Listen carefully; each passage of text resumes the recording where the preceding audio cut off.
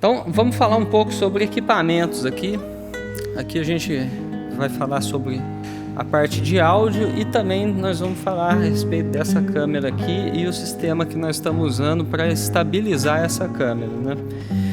A princípio, vamos falar sobre o tripé. Esse aqui é um tripé hidráulico. O movimento hidráulico a gente dá uma suavidade na hora de fazer algum tipo de movimentação. Aqui no caso a gente está fazendo uma movimentação horizontal, mas também eu posso destravar aqui para fazer essa movimentação vertical ou até mesmo uma movimentação que seja diagonal. Esses movimentos de câmera são fundamentais para a gente poder dar movimento às cenas, para a gente não ter aquela situação que fica parecendo uma câmera de segurança parada filmando a mesma coisa durante horas. Então isso aqui é o que atribui movimento à cena juntamente com o movimento da lente. Como funciona o movimento da lente? A lente, nem sempre, né, no caso dela ser uma lente que tenha zoom, ela vai abrir e fechar. Então, de maneira a pegar diferentes enquadramentos que vai mostrar diferentes tamanhos de cena, né? A gente tem, além do zoom, a nossa parte de foco, que é a parte que está mais para fora da lente, e aqui é onde a gente vai determinar onde que é o nosso ponto de interesse na cena, e isso também atribui movimento à cena. Então vamos supor, com vários planos, né? Eu estou aqui e tem um plano lá no fundo. Eu posso começar com um foco aqui e depois jogar um foco lá no fundo. Esse tipo de coisa traz interesse para a audiência, para quem está visualizando essas cenas, né? Quanto mais a gente consegue colocar movimentos assim na nossa cinegrafia, melhor isso vai ficar depois para a audiência poder apreciar, né? E sentir a movimentação acontecendo em algo que poderia muito bem ser uma foto estagnada, parada, né? Então essa é a grande diferença, né, da fotografia para o vídeo, que é um conjunto de fotografias esparramado no tempo, e conforme a gente move, a gente coloca isso a gente usa esse movimento para dar um pouco mais de consciência nesse jogo de captura de luzes, captura de foco, né? E diferentes tipos de movimento que a gente tem para enriquecer aqui usando o tripé. Vamos falar além do tripé desse outro aparato aqui, né? Que é um slider. Então aqui a gente solta onde a câmera está segurando e a gente tem todo esse movimento aqui, ó. Isso aqui é super útil para a gente poder fazer takes. Às vezes a gente está fazendo uma entrevista, alguma coisa uma aula, uma gravação de música, e aí a gente pode começar pegando a câmera num ponto e vir trazendo ela lentamente, né? Quanto mais lenta a gente pegar, menos a audiência percebe que está tendo algum tipo de manipulação de movimento na cena, mais natural fica. Mas também pode ser algo intencional, com mais velocidade, né? Às vezes um videoclipe, uma coisa mais animada, ó. São coisas que ajudam a gente a ter um pouco mais de estabilidade, né? O slider, o tripé, porque ninguém merece aquele take onde a câmera está fazendo tudo isso aqui e não é um filme de ação, não é um filme de terror, de suspense. Então a gente tem que também ter essa noção, né, de quanto a gente pode chacoalhar, e às vezes o take na mão, vamos supor que eu estou filmando um recital aqui na igreja, né, e o take da mão está chacoalhando muito, e muita ação, muita coisa, e às vezes não condiz com a essência do que está sendo filmado, né? Então tem movimento para tudo. Agora que a gente falou sobre movimento, vamos falar do equipamento em si, que vai ser o equipamento que vai gravar. Aqui a gente tem uma lente, uma série de construções ópticas aqui, que vai capturar a luz. Então ela tem vários tipos de tamanhos de enquadramento. Essa aqui no caso é uma lente Canon 16-35, que é uma faixa bem versátil, né, para a gente fazer retratos, né, não ter que ficar tão perto assim da pessoa, mas também não ficar tão longe, né?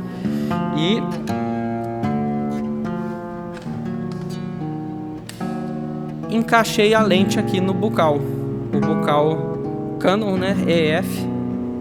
A gente usa nas câmeras Blackmagic o bocal EF, que é para poder aproveitar lentes de fotografia da Canon, que são muito abundantes no mercado, né?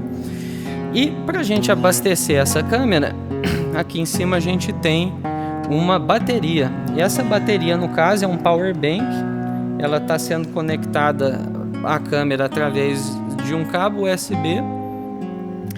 E isso abastece a câmera durante várias horas. Um power bank desse tamanho aqui vai ter umas 5 horas de carga, né? A gente tem a oportunidade de gravar sem nenhum outro tipo de fio acoplado. A gente pode também colocar um microfone direto na câmera. Porém, no caso aqui, a gente não está fazendo isso porque a gente está usando um gravador dedicado, um gravador Zoom 32 bits, que logo mais eu vou estar mostrando aí como que funciona. E o corpo dessa câmera é uma Blackmagic 6K. Vamos ver ela um pouco mais de perto aqui para ver como que funciona. Então aqui a gente está vendo que o corpo da câmera, se a gente despir ela das partes que a gente está acoplando, né? Aqui a gente revelou o sensor Super 35, responsável por capturar o que está sendo transmitido para a câmera através da lente. Então vamos continuar despindo ela. Vamos tirar a bateria aqui em cima.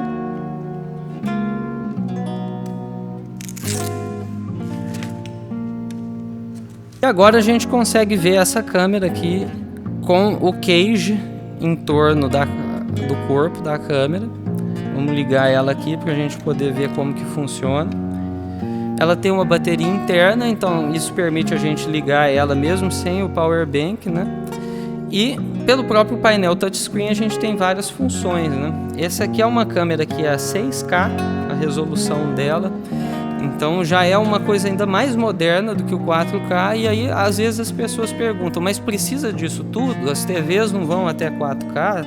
Tem TVs já que são TVs 8K, mas às vezes a gente precisa na hora da edição de informação extra para fazer um zoom, para fazer um reenquadramento, para habilitar o zoom dinâmico, se a gente estiver usando no programa um zoom dinâmico.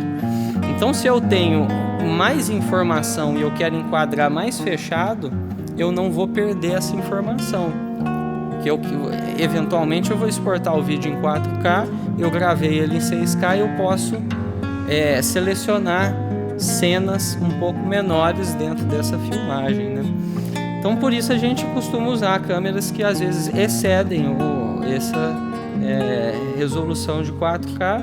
Hoje em dia a Blackmagic produz câmeras que são 12K, que já tem câmeras de 20K, câmeras que você pode fazer zooms na pós-produção com bastante profundidade e a gente não perde qualidade dessa forma. Falando em qualidade, a gente precisa armazenar as nossas filmagens de algumas formas, né? Nessa câmera em específico a gente está usando o cartão Cfast. Esse é um cartão Cfast 2 de segunda geração. Ele é como se fosse um HD em miniatura. É um cartão caro, né? Ele substitui um SSD.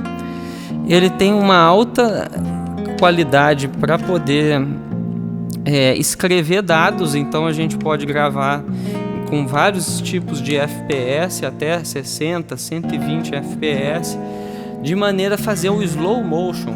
Então o slow motion é aquela cena que vai se tornando cada vez mais detalhada, assim, com um tempo que não é o tempo cronológico da cena, né? Quando a gente grava em vários FPS, que quer dizer frames por segundo, né? A gente tem a opção de alongar a exposição desse tempo e permitir que a gente faça aqueles takes que trazem um drama especial na cena, né? Às vezes num videoclipe, num comercial, alguma coisa assim. Então é isso, aqui a gente mostrou a Blackmagic Pocket 6K. Essa é uma câmera leve, versátil, né? A gente usa ela aqui no slider, nessa configuração aqui da produção que a gente está fazendo agora. Ela funciona além do Cfast também com um HD. Se eu quiser ligar um SSD pela USB, eu também consigo. E também entra o cartão SD convencional. Então são 3 alternativas de armazenamento que esse tipo de câmera recebe, né? Então, agora que a gente falou a respeito desse equipamento aqui responsável pela captura das imagens, vamos falar sobre o equipamento de captura do som. Então, como que a gente está gravando esse áudio, né? O áudio é uma das partes mais importantes do filme que a gente está produzindo. O vídeo pode ser muito bonito visualmente, mas se o áudio estiver ruim, a pessoa que está assistindo não vai querer se submeter a ficar longos minutos acompanhando aquele raciocínio, né?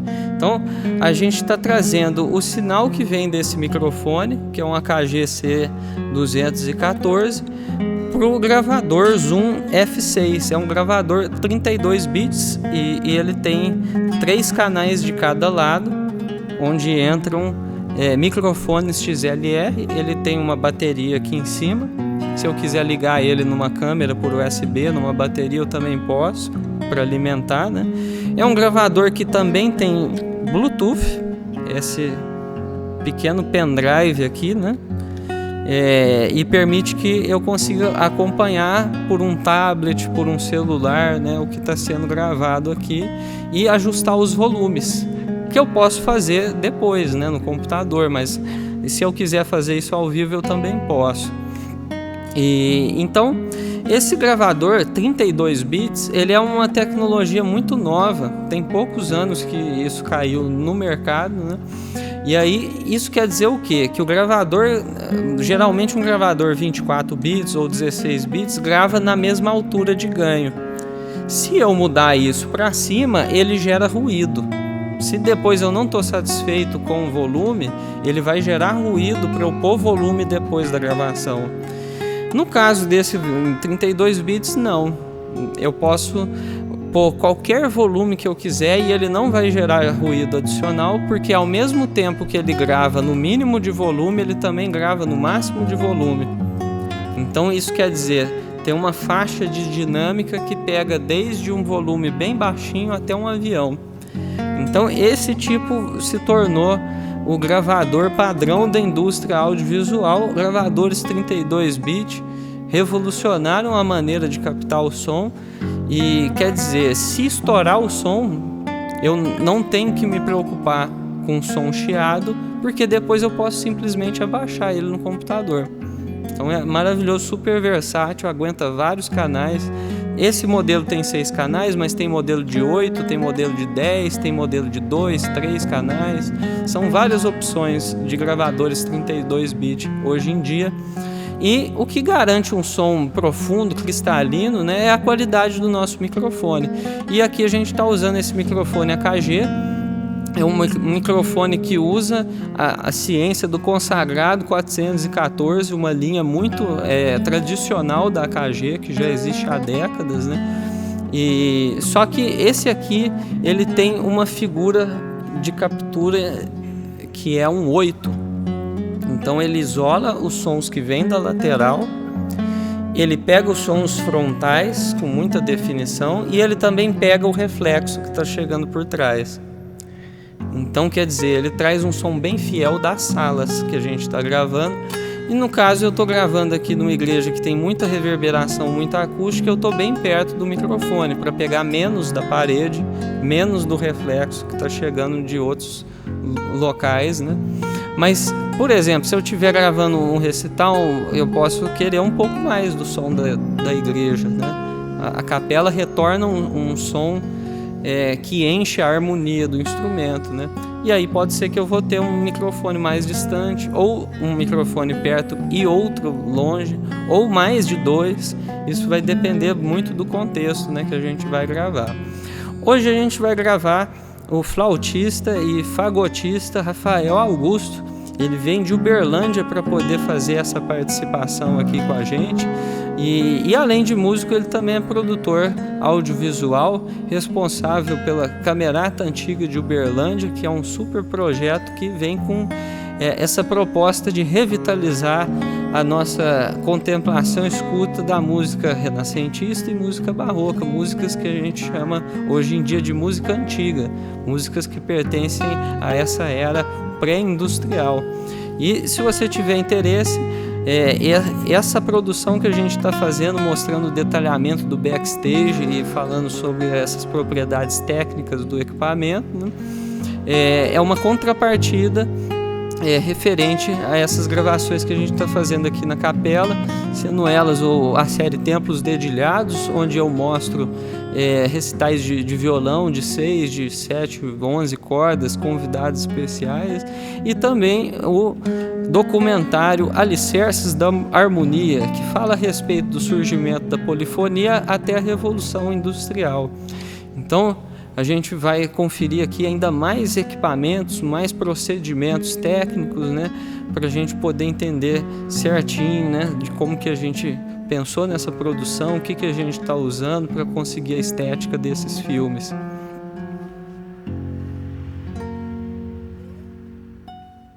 Olá, meu nome é Rafael Augusto, eu sou um produtor e músico da cidade de Uberlândia. Eu vim participar do documentário Alicerces da Harmonia e aproveito para compartilhar com vocês alguns conhecimentos da parte técnica do audiovisual.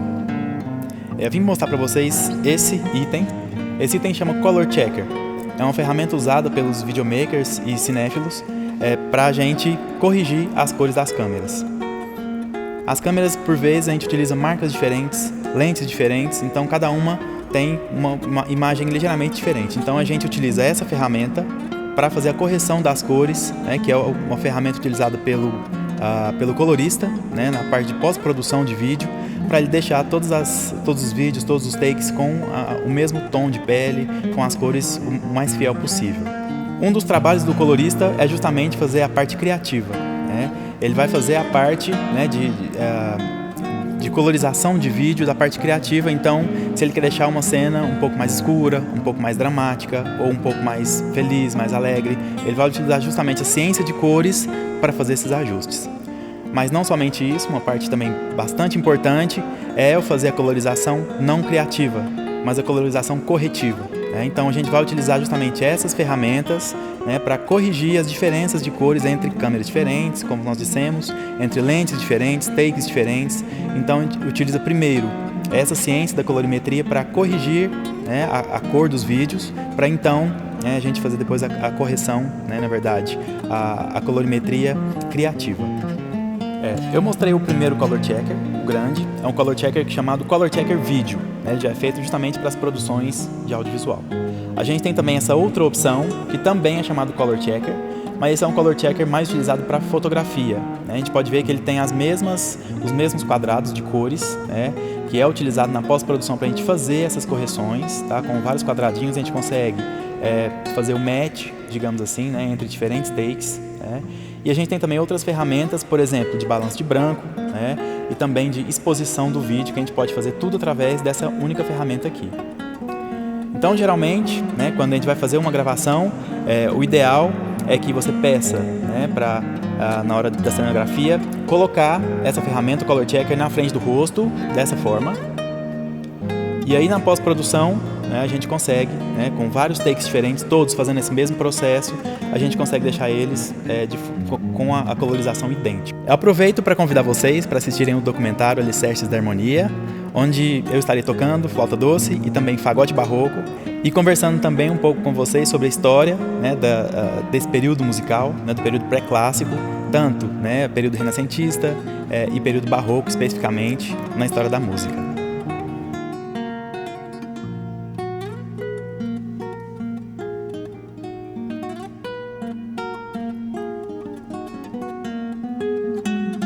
Então a gente está fazendo produções que tem várias câmeras e são vários ângulos. A gente está usando aqui câmeras que são Blackmagic, que fica mais fácil para colorir entre elas.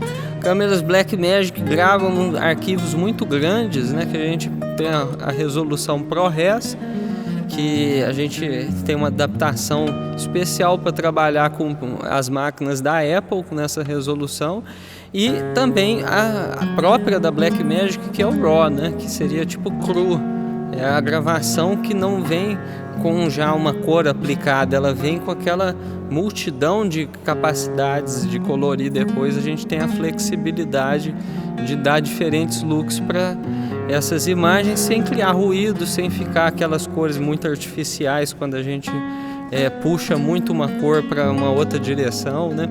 Isso traz a flexibilidade para a gente na pós-produção, né?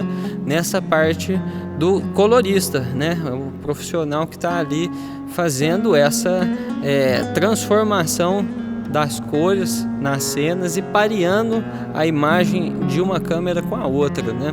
Diferentes lentes vão ter cores diferentes. Às vezes a gente puxa uma mais pro verde, outra é mais vermelha, outra é mais azul. Então, pela perspicácia no olhar, assim, o colorista vai fazendo esse trabalho de conseguir parear essas diferentes cores. A mais antiga das câmeras que a gente está usando é essa daqui. Essa daqui já é uma câmera 4K, cinema câmera da Blackmagic. A gente tem um caixotinho aqui. Ela é uma câmera de alumínio bem resistente, né? E bocal EF, assim como todas as outras, né? Essa câmera eventualmente evoluiu Pocket, né? A linha que eu tenho a 6K aqui nessa produção, mas antes disso ela veio como 4K. E aqui a gente tem câmeras maiores, vamos falar sobre essas câmeras aqui. Um único detalhe diferente dessa câmera é que ela grava direto no HD SSD. Então a gente tem capacidades enormes de armazenamento aqui, meio tera, 1 tera, 2 tera, 4 tera, e isso permite que a gente faça longas produções. E as câmeras que a gente está usando aqui são filmadoras, né? Qual que é a diferença de uma câmera DSLR para uma filmadora?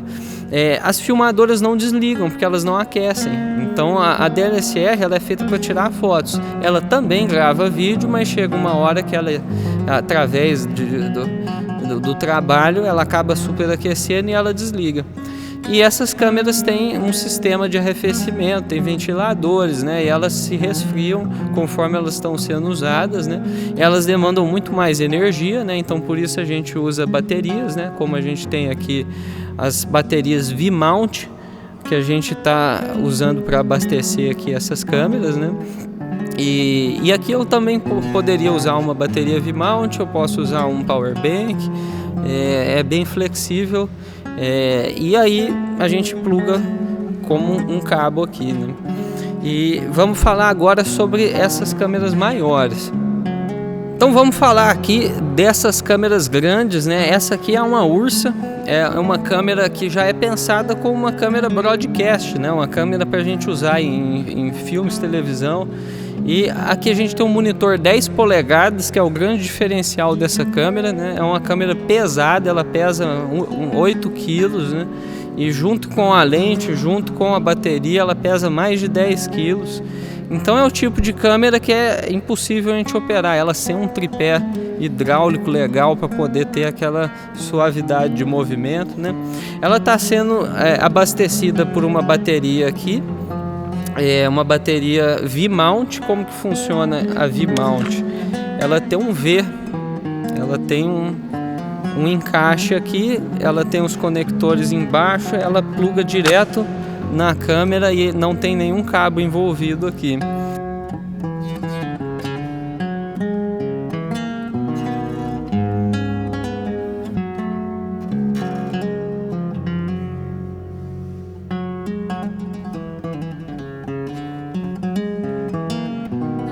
Eu sou o Douglas, a gente está aqui na gravação na Capela Nossa Senhora das Dores e a gente está aqui na produção de uma iluminação para uma cena muito específica. E eu queria falar um pouco sobre o conceito de iluminação e a diferença dos estilos e como isso impacta a nossa percepção sobre uma cena. É coisa simples, é uma coisa muito básica, porque quando a gente ilumina, às vezes seja para um vlog, seja para uma videoaula, seja para uma cena de cinema, a gente tende a querer iluminar demais, né? A gente tende a tentar sumir com as sombras, como se a sombra fosse um defeito, né? Então tem aquele trabalho de rebatedor, tem aquele trabalho de tentar sumir com todos os tipos de expressão a mais que fica no rosto, só que ninguém se atenta numa coisa específica, que é que o que traz emoção é justamente a sombra. Então, não é a luz. A luz ela é um elemento essencial para qualquer tipo de cena, claro, mas não é o principal é a sombra, é o contrário. E aqui a gente vai ver um exemplo muito prático, muito simples, de um simples sino que a gente gravou para a gravação do documentário. E nesse sino, repara a diferença de uma cena muito iluminada para uma cena menos iluminada. Repara que nessa segunda opção, a textura do sino é muito mais evidente, a profundidade, o peso é maior. É como se, como eu disse, a emoção estivesse não na luz, mas sim na falta de luz.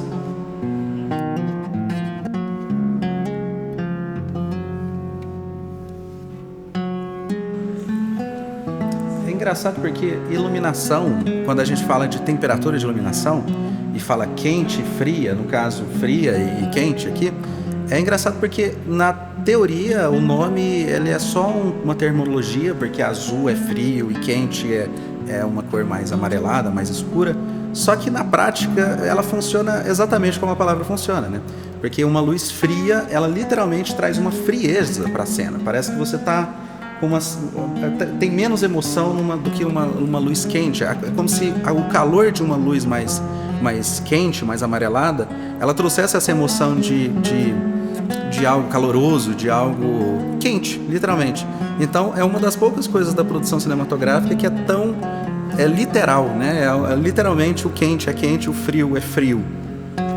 Mas também não é uma regra fixa, tá? É como a gente fala que na produção de cinema, e detalhe, tá? A produção de cinema não é só filme cinematográfico, não. A gente, que nem eu disse, vlog, videoaula, enfim, tudo que envolve o audiovisual não tem uma regra definida. Então não é 880.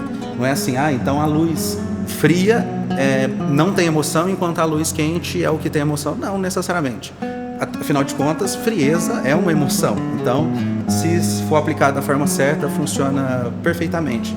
E o contraste das duas também traz uma sensação. Então, saber lidar com isso é uma coisa muito interessante. E lembrando que luz não tem só quente e fria, né? Tem luz amarela, tem luz vermelha, tem luz azul, tem luz rosa. E cada coisa dessa traz uma emoção diferente para a cena. Então, vamos supor que você está pensando em fazer um canal de resenha de livro para o YouTube ou de tocando instrumentos, né? Provavelmente uma luz vermelha vai trazer uma sensação que pode ser a que você quer, mas pode ser que você não queira, né? Então é bom prestar atenção no significado das cores. Existe todo um estudo a teoria das cores, né? Que é uma coisa à parte, é um estudo à parte. Outro detalhe interessante sobre luz é essa questão dos difusores, né? Existem vários tipos. Esse é um grid, por exemplo, que é literalmente um grid em inglês é uma tela, né? Uma coisa, enfim, translaçada assim. E esse tipo de difusor causa uma sensação interessante, porque lembrando, tá? Não é necessário ter um equipamento como esse para chegar nesse resultado. É ideal, mas dá para fazer com um papel, dá para fazer com uma folha chamex, dá para fazer com uma fronha, né? E a intenção disso é simplesmente criar diminuir a quantidade de sombra que é projetada no rosto da pessoa. Essa luz aqui, por exemplo, ela não tem nenhum tipo de difusor, ela tá dura. Então, a sombra que ela cria é literalmente mais dura do que a sombra que essa luz com esse tipo de difusor cria. Mas como eu disse, isso pode ser simulado através de uma fronha, de um papel na frente da luz. Então às vezes você ilumina e fala, gente, mas eu fiquei com uma sombra estranha no meu rosto, assim. Então às vezes um simples papel já resolve essa questão da luz dura. E como eu disse também, esse duro, ele é literal, né? Você repara que na sombra que o nariz cria não é tão duro, não é tão desenhado quanto quando tem um grid desse ou um difusor desse tipo aqui. Então, se a gente colocar diretamente numa placa aqui, tipo uma Alten Television, né, uma Alten 4K, a gente consegue transmitir isso aqui ao vivo usando o sinal de todas essas câmeras, né, para poder fazer os cortes, né, e fazer programas ao vivo, né. Então essas câmeras são bem versáteis, né. Essa aqui tem um painel de cada lado.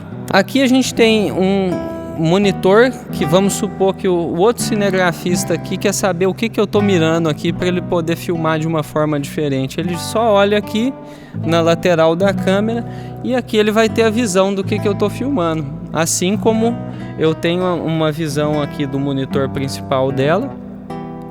Então aqui a gente está com uma lente 70-200, né? Ela dá um zoom bem poderoso aqui.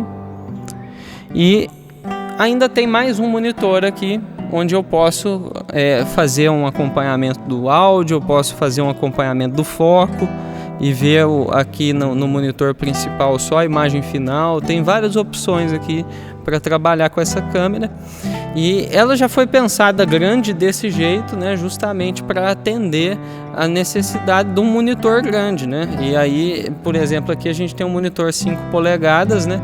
E geralmente a gente vê o pessoal usando monitores externos em câmeras como a Pocket, a Ursa Mini, né? E a Ursa original, ela já vem com um monitor Full HD para a gente poder acompanhar, né? Ela acompanha 2 cartões CFast, a gente coloca, no caso aqui eu estou usando 512, 256, quando acaba um eu posso automaticamente começar a filmar no próximo cartão, e dessa maneira a gente filma infinitamente, desde que você tenha novos cartões para continuar abastecendo. Às vezes a gente já pode até trocar esses arquivos para um computador, para um outro tipo de sistema de armazenamento de dados, né? Então essa aqui é a Ursa original, e como é uma câmera pesada, desajeitada, né?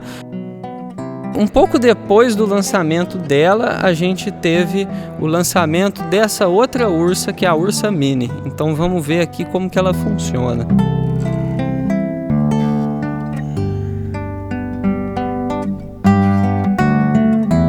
Então a Ursa Mini é exatamente a mesma tecnologia, é a mesma câmera, só que compartimentada aqui num tamanho e num peso mais acessível, né? Aqui eu consigo colocá-la no ombro, eu posso filmar com ela numa grua, eu tenho várias opções aqui, não só carregar ela com tripé, né? E o monitor dela é do tamanho dos monitores laterais da Ursa original, né? 5 polegadas, né? Dá para fazer a produção, né? A gente pode ainda usar monitores externos usando as saídas que a gente tem aqui de transmissão. Então são saídas 12G SDI, ela não tem HDMI, assim como a Ursa original e também a Cinema. Elas não têm HDMI, elas só soltam sinal SDI para transmissão de broadcast, né? Mas existem conversores para SDI e HDMI que são muito usados para a gente poder, por exemplo, usar um monitor, uma televisão, alguma coisa assim, para ver o feed direto dessa câmera. Conforme ela está ligada, ela já aparece na tela gravando ou não. E mesma coisa, 2 cartões CFast. Ela filma infinitamente, ela nunca aquece, né? Ela não desliga por aquecimento. Aqui a gente também tem uma bateria V-mount um pouco menor do que aquela lá, porque ela consome menos energia, né? E aqui a gente tem a opção de colocar um handle. Aqui, se a gente quiser segurar ela na mão, né? Existe um handle que é eletrônico que liga aqui com os controles de REC, de zoom, de outras coisas que a gente às vezes vai precisar, né? Autofoco.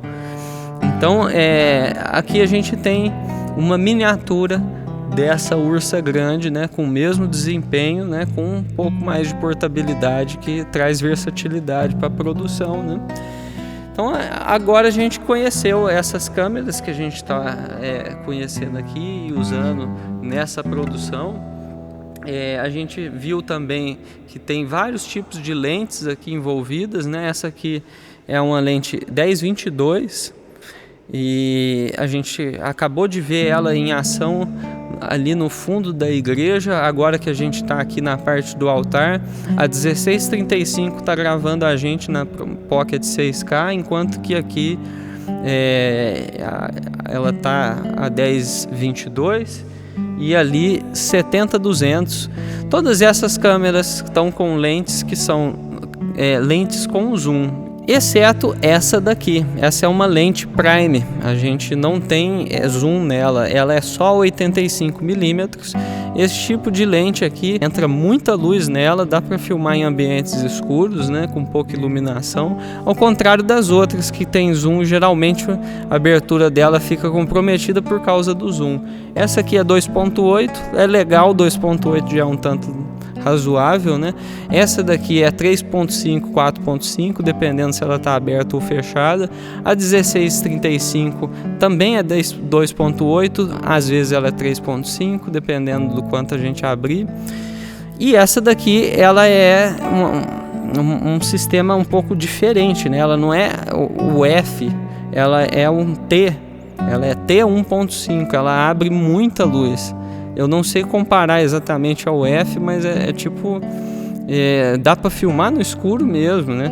E aqui a gente só tem um anel de foco, a gente só rola aqui para um foco extremamente detalhado, né? E Rockdon ou Samyang são a mesma marca, só muda o nome comercial, né? Fabricam lentes muito legais aqui, EF, a gente vê uma linha Cine dela aí no mercado, está fazendo muito sucesso com câmeras Blackmagic, né? Então na produção aqui a gente tem Canon, né? Todas essas três aqui são lentes Canon, e as lentes que estão dando os takes fechados sem zoom são duas Rokinon 85mm, né? Então é isso, a gente conheceu aqui sobre o equipamento que foi usado nessa produção, a escolha do equipamento que a gente teve aqui é muito associada à nossa capacidade depois de colorir isso na pós-produção, né? Uma diferencial da Blackmagic, a gente ter mais profundidade de trabalho de cor, né? E arquivos muito grandes, né, que traz essa flexibilidade assim para a gente dar muito zoom, se a gente precisar pôr zoom automático ou fechar mais o enquadramento em alguns takes, né? E é isso. Espero que vocês tenham aprendido aqui nessa parte técnica, né, que a gente está fazendo como contrapartida dessa proposta aqui. E a gente está usufruindo do incentivo da Lei Paulo Gustavo para poder financiar essas produções, né? A gente deu uma pincelada na parte de audiovisual, desde câmeras, equipamento de som, equipamento de luz. A gente está usando holofotes. Nesse aqui que tem o grid é um Amaran 150, é uma luz de cinema muito fiel, muito recomendada, né? E a gente também está usando holofotes mais simples, Sokane, que são esses holofotes que estão aqui ajudando com essa iluminação sem difusão, né? Trazendo essas possibilidades de luzes quentes, luzes frias, né? E como que isso compõe as cenas, né? A gente viu aqui um pouco com o Douglas essa parte sobre como que a gente colore com a cor da iluminação, a emoção, a parte dramática, né, das luzes e das sombras. E a gente viu também com o Rafael a questão de como que a gente consegue parear a cor de tantas lentes diferentes, falando sobre os mecanismos de color check, né? E agora a gente vai conferir nas produções oficiais aqui o Alicerces da Harmonia, a série Templos Dedilhados, né? Como todo esse equipamento se transforma em produção audiovisual de alto nível, né? Com equipamento moderno, equipamento 4K, canais de áudio em 32 bits, né? Coisas que hoje em dia no cinema moderno se tornaram padrão na indústria. E é isso. Vocês ficam aqui com esse making off, esse backstage aqui. E espero que vocês tenham tido inspirações sobre o equipamento, sobre como a gente está lidando com a montagem, né, e todos os recursos tecnológicos que a gente empregou nessa produção. E não se esqueçam de acompanhar o canal Fundação Alimento dos Deuses no YouTube, entrar no site alimentodosdeuses.com para conferir todo o conteúdo que a gente vem produzindo na área de música e audiovisual aqui na cidade de Uberaba.